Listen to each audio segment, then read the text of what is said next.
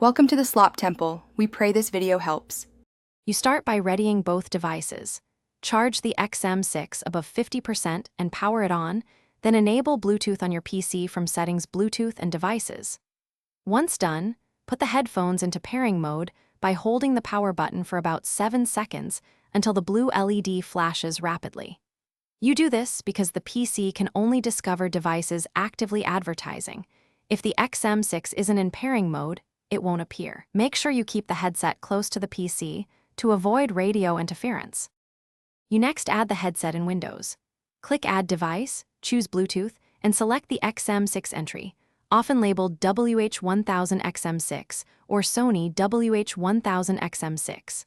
Once paired, set it as the default playback and communication device from sound settings so apps use the correct profile.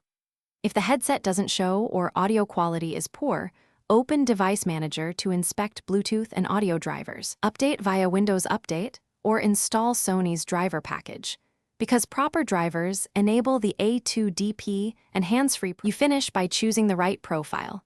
Select headphones, stereo for music, or hands-free when you need the mic for calls. This ensures correct codec use. Next, install Sony headphones, connect on your phone to update firmware and configure multipoint. Firmware often fixes connectivity bugs. If things go wrong, restart the Bluetooth service on Windows, remove the device and repair, or connect the Xm6 via USB-C wired mode as a reliable fallback. These steps resolve most pairing and driver inconsistencies quickly.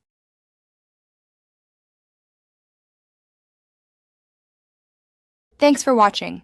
Consider subscribing if we helped you.